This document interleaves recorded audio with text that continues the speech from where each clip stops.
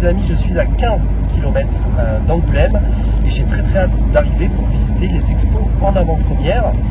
Expo du côté comics qui me hype énormément avec la mise en place de cette expo Superman qui fait extrêmement plaisir parce que pour moi l'homme d'acier n'est pas assez mis en avant en France, mais c'est une discussion que j'aurai la chance d'avoir avec François Hercouet, interview que vous allez voir dans les prochains jours.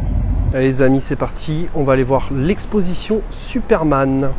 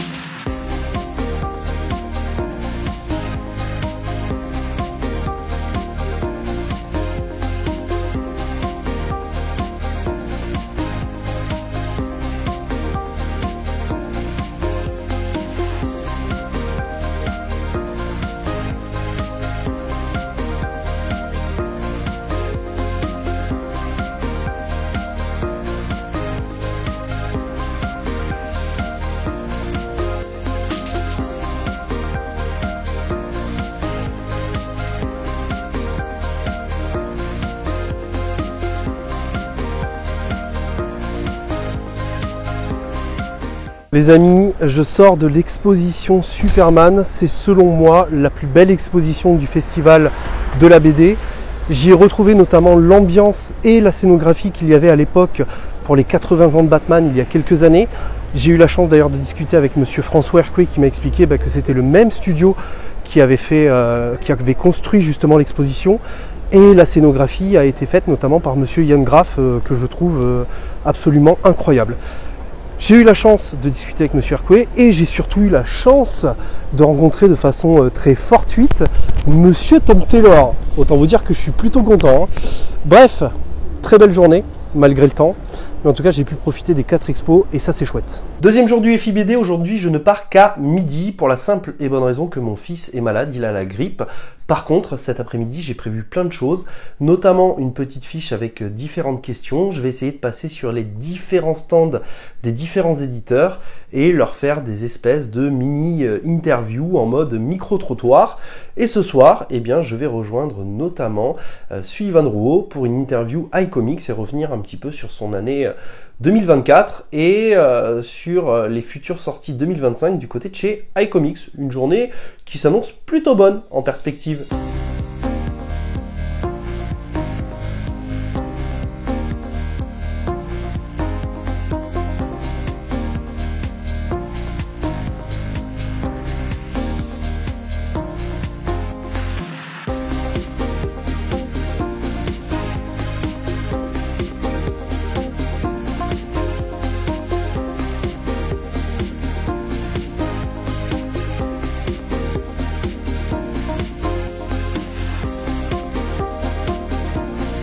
Salut Florent, comment tu vas? Ça va très bien, toujours. Oui, on vient de refaire parce que j'avais oublié d'enregistrer. L'année 2024 a été marquée par l'arrivée du catalogue Bad ID chez toi. Oui, tout à fait. Avec l'œil d'Odin qui rentre dans le top 50 GFK. Oui, en comics, oui, on a vu la news de Comics Blog, on est très heureux. Les chiffres sont bons, on s'attendait à un truc bien, mais de là à ce que ce soit dans le top 50, on est même, je crois, 25 ou 20 dans le top 25. On est vraiment hyper heureux. On l'a réimprimé 2 fois l'année dernière et le titre était en rupture dès sa sortie, la début février. 2024. Donc non, on est vraiment ravis. On est à l'exception de Monsieur Toussaint l'ouverture. Avec moi, ce que j'aime, c'est les monstres. On est le seul éditeur indépendant dans le top. Donc on est plutôt quand même très heureux. C'est la première fois que ça nous arrive. Donc oui, c'est ravi. Donc l'œil d'Odin, excellent. Tanker qui est le summum du divertissement, on peut se le dire. Ah oui, c'est un peu, pour nous, c'est un peu Don't Look Up avec des dinosaures. Si vous voyez le film, c'est un peu ça, quoi. Ça arrive à être très distrayant. Il y a des mechas, des dinosaures et des gros bourrins. Et en même temps, le message, il est vraiment très cool et genre, ça fait réfléchir en 120 pages. Mais avec aussi beaucoup de sang et de dinosaures qui meurent. Voilà, et on en veut plus forcément parce que c'est quand même assez bon, on va pas se mentir. En février, L'île aux orques de Joshua Dysart et Alberto Ponticelli. Des gros noms quand même, avec aux couleurs Matt Hollingsworth. Tu peux nous en parler ? Oui, bien sûr. C'est un titre de fantasy par l'équipe qui a fait Goodnight Paradise il y a quelques années chez Panini, qui a fait Urgence Niveau 3 chez nous, qui a fait Le Soldat Inconnu chez DC Vertigo il y a des années. Une équipe incroyable. Joshua Dysart, qui est scénariste émérite chez Valiant, qu'on a publié de nombreuses fois, qui est venu plusieurs fois en France. On est très heureux de l'avoir ici à Angoulême. Ça faisait 7 ans qu'on ne l'avait pas invité. Et qui est également le scénariste de L'œil d'Odin d'ailleurs. Tout à fait. Donc ça fait partie de nos plus grands talents. On est vraiment très heureux. C'est un genre de Tolkien complètement fucked up. Et ça parle comment. C'est un monde où on sait, finalement, les gens qui pensent être un peu les gentils et le camp du bien. Eh ben, qui est le monstre dans l'histoire, on sait pas trop, mais ça donne une histoire qui est à la fois pleine d'action, pleine de gore, et à la fois hyper profonde, et qui fait réfléchir sur le colonialisme et sur la société, parce qu'on vit dans une société. On en parlera sur la chaîne, c'est sûr. Moi qui suis fan d'Heroic Fantasy, je ne peux pas passer à côté de ce titre. En mars, Monster Kill Squad, qui suit une équipe de chasseurs de monstres. Et le 16 mai, Le Studio, un thriller qui se passe à Hollywood. Ouais, bah vous imaginez un peu American Horror Story à Hollywood. Tout ça en format un peu film noir. On est sur une BD en noir et blanc qui revient sur le passé trouble d'un studio de cinéma dans les années 70, à une époque où on filmait des films d'horreur de manière assez brutale, assez sombre, assez bizarre. Où tout n'était pas très clair dans ce genre de tournage. Il se passait des trucs pas ouf, et en gros les démons du passé reviennent aujourd'hui. Donc c'est un récit un peu lynchien, très American Horror Story dans le côté critique d'Hollywood, voilà, du monde extrêmement brutal d'Hollywood, et tout ça dans un thriller horrifique, dans un truc horrifique et surnaturel. On est très fiers du truc. C'est une patte graphique vraiment particulière avec Renato Guedes, qui a un style très réaliste, ouais, mais dans un style tout de même noir et blanc, fantastique. Donc on est très heureux de ce titre. Ouais. C'est une patte assez unique. Ouais. Avec tous les titres qui sont sortis et tous les titres qui vont venir, on peut dire que le catalogue Bad ID est quand même assez diversifié. Hein. Oui, bah c'était l'intérêt. C'est nous, ce qu'on a kiffé là-dedans, c'est que les projets sont tous assez uniques. Alors il y a pas mal de SF par exemple, bien sûr, il y a pas mal d'anticipation, il y a pas mal de fantasy, c'est quand même les gros styles qu'on retrouve beaucoup dans la BD de genre aux États-Unis, dans le comics. Mais ils ont aussi d'autres choses dans les tuyaux qui sont plus de l'ordre du polar. Il y a des choses que par exemple David Lafemme travaille beaucoup avec eux. Qui avait Stray Bullets et d'autres titres indés magnifiques, et qui travaillent avec eux sur des titres beaucoup plus polar noir, en noir et blanc, très différents.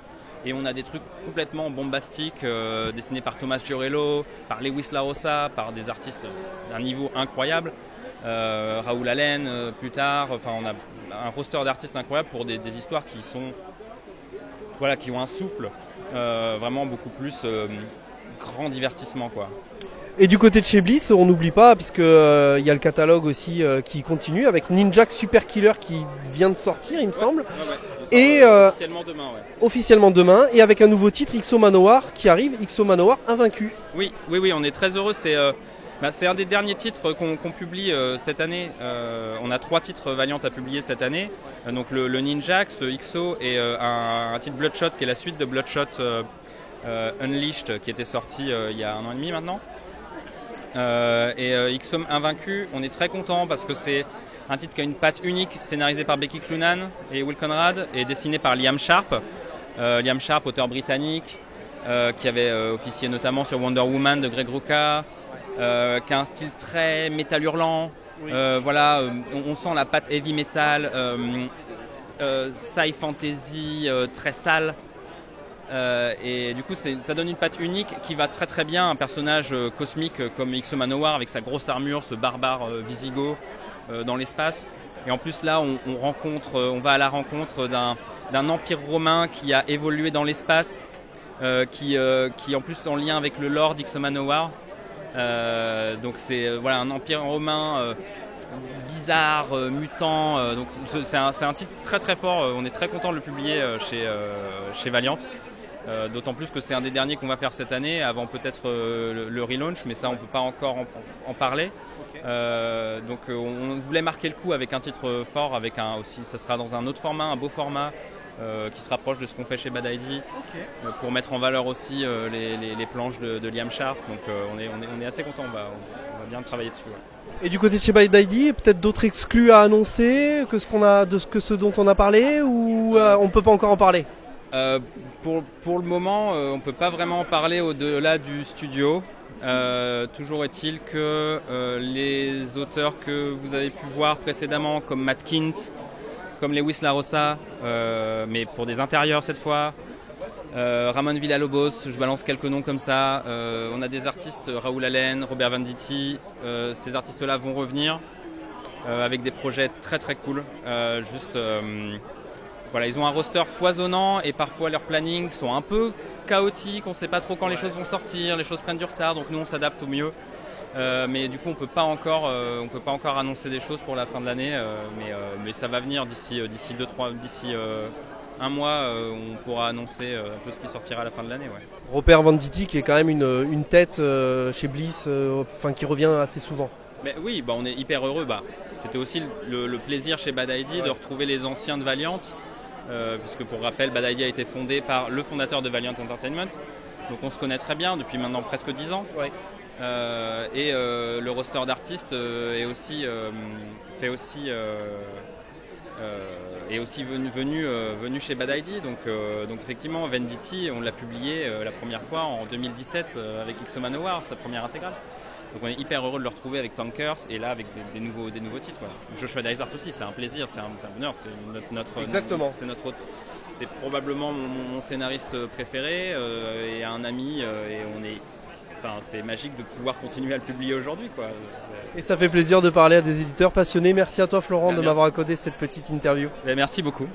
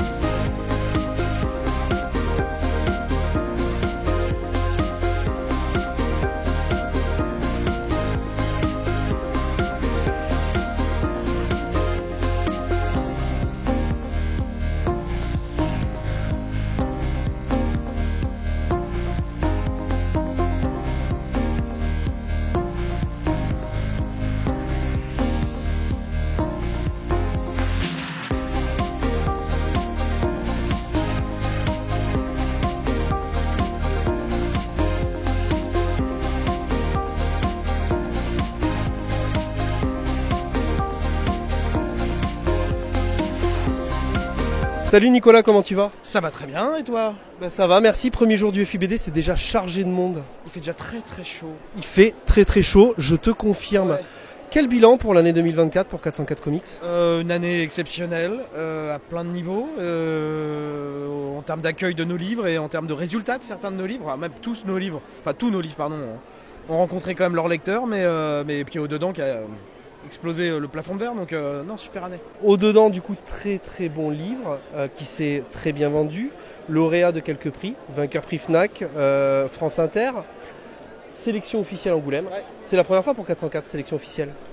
Oui, c'est la 4e année, c'est la première fois qu'on est là, enfin dans la sélection. Enfin, tu es content, tu l'attendais? C'est une fierté?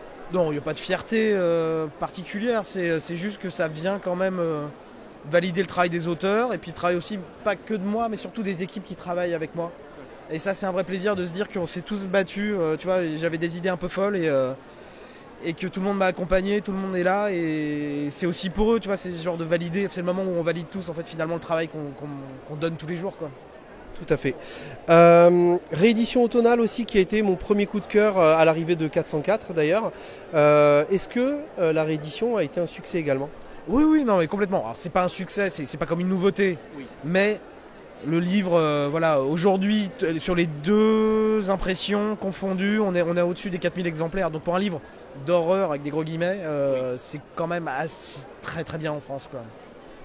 Arrivée de Azuelo, là récemment, au catalogue qui est absolument incroyable, poétique, onirique, avec un vrai message, et pourtant post-apocalyptique, quand on regarde les dessins on s'y attend pas du tout, qui risque de scinder un peu le public quand même.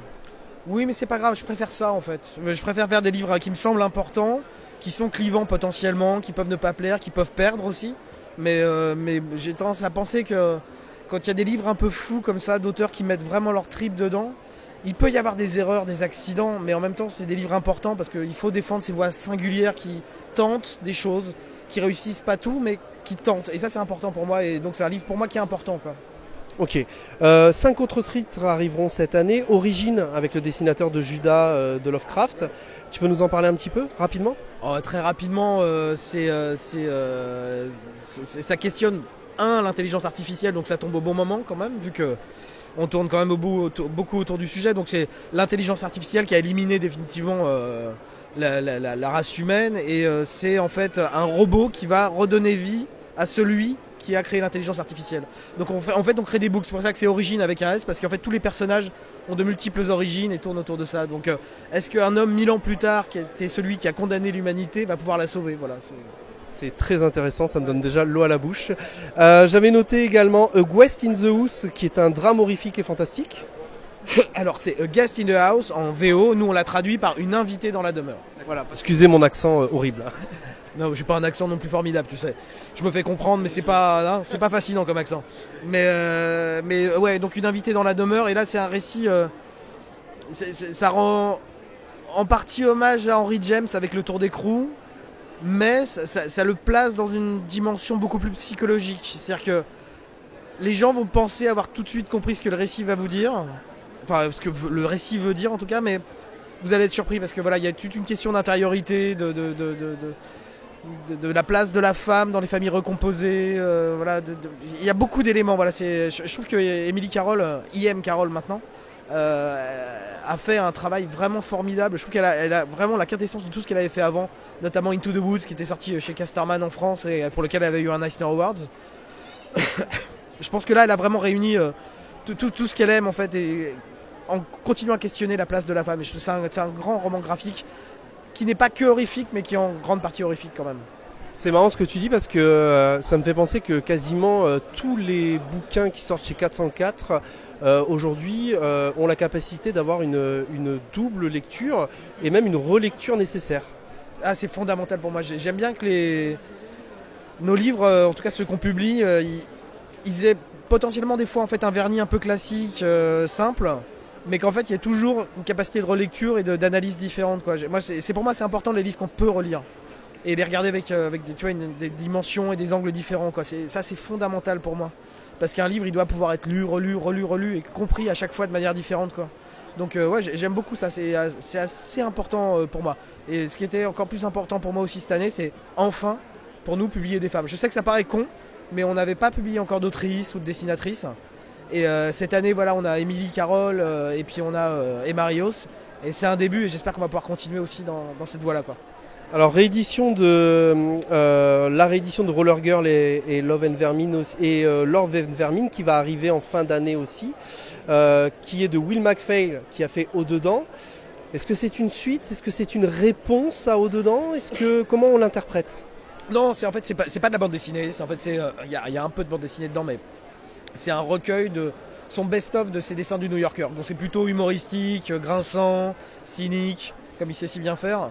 Mais c'était juste que ce titre était là et que moi maintenant c'est 404 graphiques et j'ai pas envie qu'on s'empêche de faire nécessairement voilà, du artbook, des beaux livres, d'autres choses quoi, et de continuer surtout en plus à travailler avec Will, je pense que c'était important quoi. Il y a ça et puis qui ponctuera la fin d'année, puis en début d'année on a effectivement Roller Girl qui est réédition sous label 404 Graphic Kids en fait, qui est une réédition d'un titre qui était sorti chez 404 Éditions, qui est un livre qui est important pour la maison parce que voilà, il y a une histoire un peu tragique derrière pour les fondations de la maison 404. Donc voilà, c'était pour moi important de le rééditer et de l'intégrer dans la maison, notamment pour cette histoire qui concerne la maison, mais aussi en fait pour le récit, qui est un récit qui fonctionne très bien pour les jeunes adolescentes et les jeunes adolescents. Ok, bah on ira voir aussi de toute façon Will McPhail. Moi maintenant, tu m'as convaincu. Hein. Merci Nicolas, on te souhaite beaucoup de succès pour cette année à toi et à 404. Et puis. À toi aussi. Ouais, bon oui, pourquoi pas. À bientôt. À bientôt.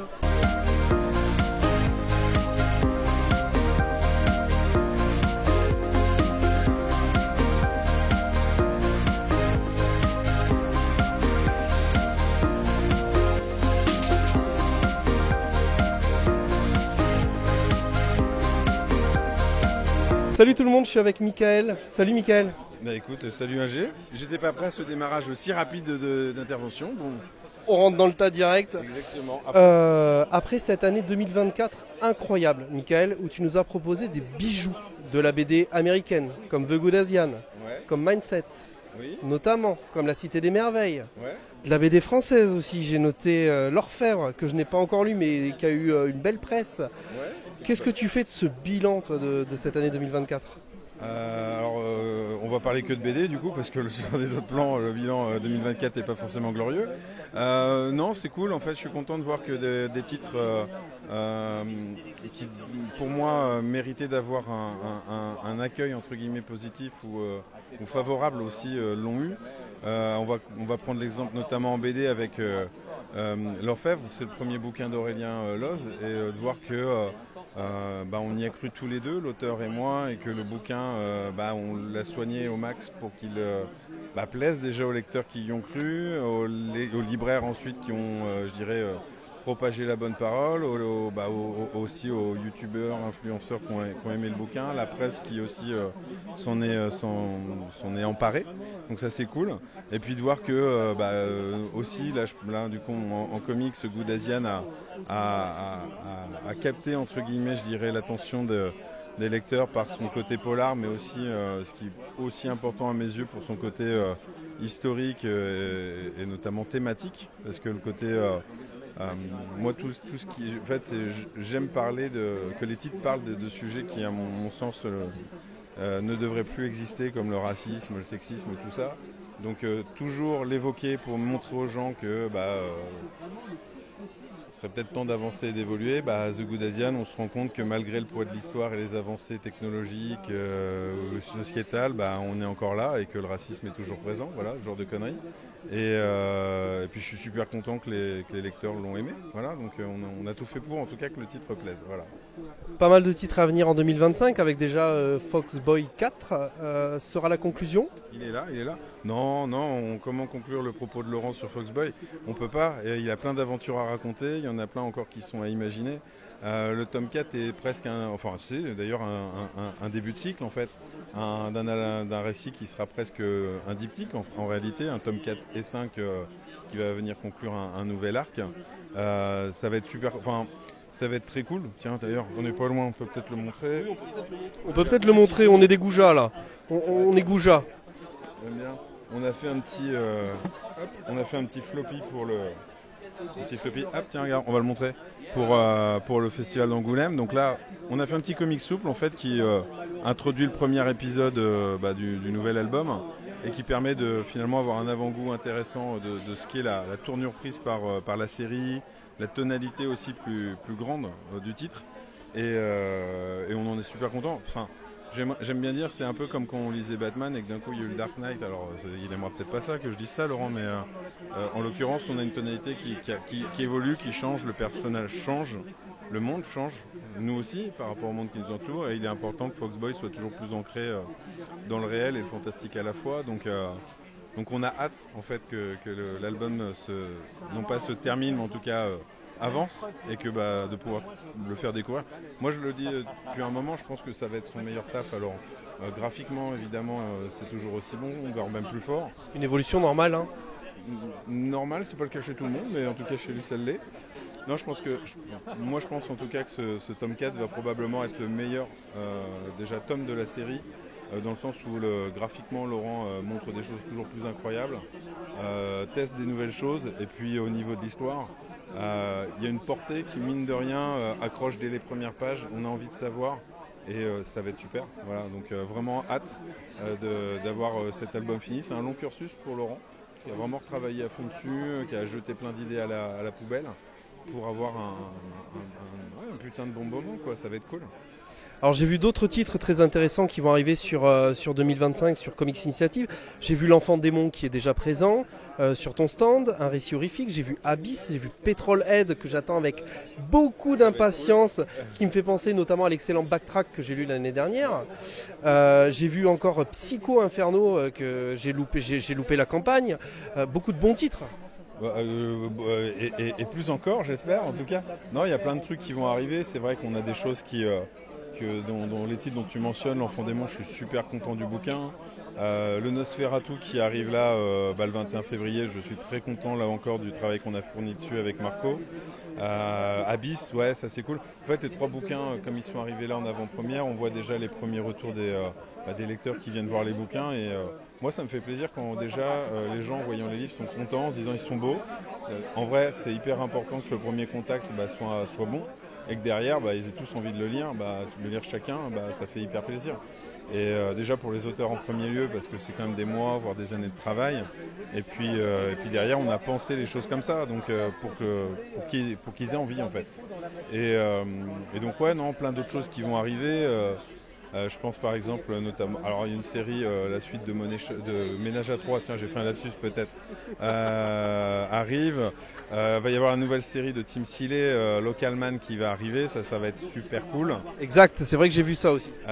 J'espère caler le premier tome pour la fin d'année, voilà, parce qu'il y a un deuxième tome qui arriverait très vite. Mais aussi Holy Roller de Rick Remender, ça va être assez rigolo. Il y aura un nouveau James Stocco, il y aura un Victor Santos aussi que j'ai hâte de présenter. Non, il y a vraiment plein de trucs, et puis il y a de la créa avec des choses assez surprenantes. Voilà. C'est vrai que tu dis le beau livre. Moi je vois L'Enfant Démon d'ici qui est très très beau. The Good Asian était sublime. L'Orfèvre, magnifique aussi. J'ai vu passer Abyss qui est magnifique aussi. Donc de très très beaux livres. Un autre livre moi que j'avais beaucoup aimé, c'était Orphan tome 1. Qui n'a toujours pas repris aux États-Unis. Est-ce que tu crois qu'à un moment on aura ce tome 2 ? Alors la particularité de James Stocco, c'est, je vais te faire une réponse politique, on va traîner, on va jamais répondre. Non, James Stocco en fait, il y a cette particularité de ne pas vouloir avoir de pression sur ses titres de créa. Alors en vrai, oui, c'est frustrant quand on est lecteur, parce que forcément on aime bien tout lire, on veut lire la suite rapidement. Et puis parce qu'on peut le dire, le titre est excellent. Évidemment. Non, le truc en tout cas, c'est qu'il y a une productivité qui est assez... En fait, il est tellement méticuleux que, en fait, il rend la situation, même d'un point de vue, on peut parler, purement personnel, parfois compliqué. Donc, il accepte de faire des couvertures, des fois des piges, entre guillemets, de quelques pages pour des auteurs connus, ou même pour du Marvel, DC, etc. Juste pour, entre guillemets, payer les factures, pour que derrière, il ait zéro pression pour faire en tout cas son Orphan. Et ce qui est intéressant de voir, c'est que, en fait, il veut avancer, entre guillemets, sur la deuxième partie du bouquin. Donc deuxième partie, en fait, ça veut dire soit il fait un deuxième partie et il n'y a pas de troisième parce qu'il aura fait un plus long, soit il va le faire en 2 et en 3. En fait, il n'y a que ça pour moi qui est encore inconnu. Et si ça part en VO, c'est assez simple, c'est que pour Dark Horse, ils veulent attendre d'avoir les 4 par exemple épisodes, ou les 6, ou les 8. À mon avis, s'ils ont les 4 et que c'est prévu en 3, ils vont faire les 4, puis encore 4 derrière. C'est un peu en tout cas la donne qui est donnée sur Orphan. Non, quand je parlais de James Stocco, là pour le coup c'est un récit complet, il n'y aura pas à attendre, il y aura un début, un milieu, une fin, ça au moins on est rassuré. Il y aura du baseball, il y aura des monstres, il y aura des trucs hyper cons, et on va bien se marrer. Ça va être très cool. Je peux même pas donner le titre parce qu'on travaille sur le titre en version française. En tout cas, j'ai très hâte, moi qui suis fan de James Stocco, notamment avec The Godzilla. Excusez mon accent, The Elf Century War qui était excellent. Orphan est excellent. Son Alien est très bon aussi. Je ne l'ai pas lu. Écoute, il est très cool. Voilà. Ok. Tu connais ton lectorat assez bien, je trouve. Tout le monde personnellement, et je leur souhaite leur anniversaire à chacun. Je passe beaucoup de temps à ça. Exactement. Il y a plusieurs livres qui me font de l'œil là sur ton stand. Moi j'aimerais que tu ailles en chercher un et que je passe à la caisse. Bah écoute, on va pas se faire chier. Hein. Non, tu sais que ça, ce sera pas pour moi, je pense, mais je suis sûr que si tu me connais bien, tu trouverais un titre au moins qui me plairait. Il cherche, il hésite. Ah, bah c'était l'un des titres, celui-là ou un autre. Non, en vrai, l'enfant démon me fait de l'œil, hein. Je te le dis. Si tu te fais de l'œil, il faut en trouver un autre. Ah. Il est malin. Je pense que ça peut me plaire. Effectivement, c'était celui-là ou l'enfant démon. Et l'enfant démon, je passerai. Ouais. Il sort fin mars. Hein. Fin mars. Donc c'est une belle exclue que j'ai entre les mains. Je pourrais vous en parler rapidement. Si j'en parle fin février, c'est bon. J'aurai le temps. Touche-le. Ah oui. Il l'a acheté. Oui, il est magnifique. Allez, tu peux aller chercher la machine. Troisième jour du FIBD et ce deuxième jour a été très chargé. J'ai couru absolument partout. J'ai fait de nombreuses interviews comme vous avez pu le voir dans ce vlog. Sans compter l'interview de Sullivan Rouault pour iComics et pour Mangetsu. 2 interviews qui arriveront la semaine prochaine sur la chaîne Comics et sur la chaîne Manga. Aujourd'hui, je repars à midi puisque je garde toujours mon fils ce matin. Cet après-midi, j'ai l'interview de François Hercouet pour Urban Comics et je passerai bien sûr voir quelques éditeurs. Si ce n'est peut-être faire quelques dépenses supplémentaires à celles d'hier, puisque hier, eh bien, je suis passé sur le stand de Bliss et de Comics Initiative et d'autres éditeurs. Voilà, je pense que je ferai quand même une vidéo bilan achat du FIBD, ça peut être super intéressant. Et puis let's go!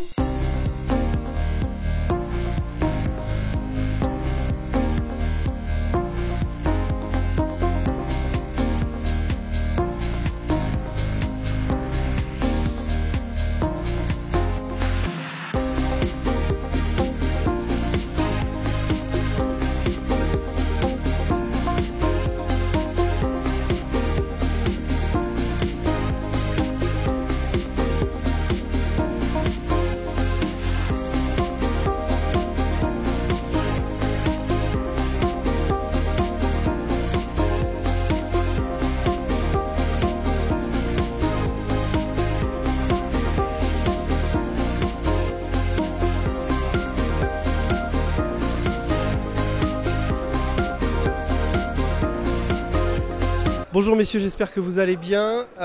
6 tomes de RIP sortis, 2 intégrales, un peu plus de 200 000 exemplaires, environ 33 000 par tome. Est-ce que vous êtes content? Est-ce que c'est un succès? Est-ce que c'est une fierté pour vous? C'est une très belle surprise en tout cas. On est très content, ouais. Et on lâche rien, on peut en vendre encore plein, je le sens. Non ouais, voilà, on est agréablement surpris parce que c'est vrai que c'était a priori un sujet plutôt de niche. Voilà, un polar très noir, très glauque, et on est ravis d'avoir pu toucher un public plus large que ce qu'on aurait pu imaginer, quoi. Effectivement, c'était un titre qui sort de l'ordinaire. Alors, autre titre qui sort de l'ordinaire, et c'est pour ça que je suis là aussi, c'est Fanman, l'homme au ventilo, qui vient de sortir aux éditions Petit à Petit. Un chef-d'œuvre de l'absurde, complètement barré. À quel moment tu te dis, je vais adapter le roman de William Kozinkel? En fait, moi, c'est un vrai coup de cœur ce roman. Il m'a fait marrer, j'ai pouffé de rire. Et il y a plein de gens qui passent devant nous, c'est merveilleux. C'était vraiment un moment de bonheur de lire ce bouquin. On se marre, ça détend, c'est chouette. Et puis c'est un peu original aussi, cette façon d'écrire, ces types de langage. On aime bien faire des choses un peu originales, donc voilà. Et en fait, ça s'est passé que après, je l'ai filé à Julien en lui disant, moi j'ai aimé, qu'est-ce que t'en penses? Et il a aimé aussi. Et du coup, on s'est dit, on l'adapte. Allez. Julien, quand tu reçois la proposition de Getz d'adapter le roman, qu'est-ce que t'en penses au premier abord? Je suis circonspect pour le moins. Non, mais en fait, moi, le livre, j'ai un peu comme Gaëtan, c'est-à-dire que j'étais surpris. C'est un petit livre qui se lit vite et qui est vachement évocateur d'images et tout. C'est vrai que l'idée de l'adapter était, avant que ce soit un projet défini, c'était un truc voilà qui potentiellement pouvait être rigolo. Et voilà, on est parti sur cette petite aventure et effectivement c'était rigolo à faire, donc on regrette pas, quoi. Et ouais, c'est très barré, le personnage est très attachant, ça parle quand même de thématiques intéressantes comme l'immatérialiste. Je trouve le personnage fascinant, moi j'aurais presque envie que ce soit un confident d'une certaine manière. Il est très cool. Alors ça change de RIP aussi de par les couleurs, beaucoup plus colorées, beaucoup plus vifs, beaucoup plus joyeux, des planches beaucoup plus détaillées aussi. Ça a été plus compliqué, plus difficile, ça a été un vrai exercice. Ça a été pas plus compliqué, c'est plus long parce qu'effectivement c'est plus chargé, que ce soit les plans extérieurs de New York ou alors les plans d'intérieur de Saturne remplis d'objets hétéroclites. Voilà, c'est chargé, ça fait partie de cette esthétique du bordel quoi, que moi j'aime plutôt bien, qu'on entrevoyait parfois dans RIP, mais RIP avait un côté un peu plus minimaliste. Donc non, c'était pas plus compliqué, mais c'était du taf, c'était plus long. Non, mais bon, moi j'aime bien dessiner ce genre de truc, ça me dérange pas de passer des plombes à dessiner des montagnes d'ordures, ça va, je suis content. Alors je pense que vous êtes l'un des duos d'auteurs-dessinateurs à suivre en France, notamment parce qu'il y a une certaine envie de bousculer la BD à papa. Oh, c'est pas le leitmotiv premier, nous on a envie de faire déjà de la BD qui nous plaît, qui nous fait marrer, on s'éclate à le faire, il faut que ça reste aussi passionnant et sympathique à concevoir qu'à lire au final, et on espère que les lecteurs prendront le même plaisir à nous lire que nous à les faire.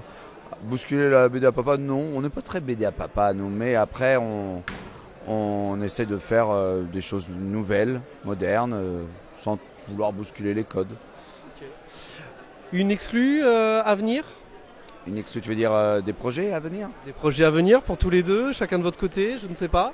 Eh ben alors ensemble, on a un projet qui arrivera l'année prochaine aux éditions Dupuis. On collabore avec le rappeur Gringe et on adapte son roman Ensemble on aboie en silence qui traite de la schizophrénie de son frère. Et Julien a commencé à dessiner déjà des pages merveilleuses, très colorées, très jolies. Et moi j'ai bientôt fini le scénario. Okay. Vraiment mot pour mot ce qu'il vient de dire, c'est effectivement vrai, je plus sois. Non, bah écoute, lui il a des montagnes de projets, jeunesse, pas jeunesse, qui vont arriver dans les mois qui viennent et les années. Moi, le gros du travail, j'ai fait quelques planches pour Metal Hurlant qui viennent de sortir dans le numéro anniversaire que je vous encourage tous à lire. Sinon, voilà, ce projet chez Dupuis de Gringe est dans un futur plus distant, il n'y a pas de date, on reviendra sûrement à une série un peu polar plus proche de RIP. Alors ce sera différent de RIP, mais voilà, dans le Grand Nord, quelque chose d'un peu trash, un peu sombre, chez Petit à Petit, donc ce sera, je sais pas trop quand, mais bientôt. Et ben voilà, vous êtes avertis, lisez RIP, lisez Fanman. Merci messieurs. Merci à toi. Ok, c'est le dernier jour du FIBD, je suis explosé. Hier soir, je suis rentré à minuit, le temps de recharger tous les appareils pour les interviews et le vlog, plus le temps de me doucher, etc. Je me suis couché, il était 1h. Et là, au moment où je vous parle, il est 6h15. J'ai dormi 4 heures, je suis explosé. Alors pourquoi je me lève aussitôt? Pour la simple et bonne raison que d'une part, c'est très compliqué d'avoir de la place au FIBD le samedi et le dimanche, mais surtout parce que je vais rejoindre Comics du Prof pour aller boire un café avec lui. Et derrière, à 10h, j'ai l'interview de Thierry Mornay. Et ensuite, je vais aller du côté du label 619 au Corner, puisque je ne suis pas encore passé les voir. Et je vais également profiter pour finaliser mes achats du FIBD. Ce sera mon dernier jour au FIBD pour la simple et bonne raison que demain, je vais prendre le temps de me reposer et je vais passer du temps avec mon fils et ma femme. Et ça me fait extrêmement rire, mais je ne sais pas pourquoi en fait. Messieurs, dames, l'homme le plus problématique du comics game.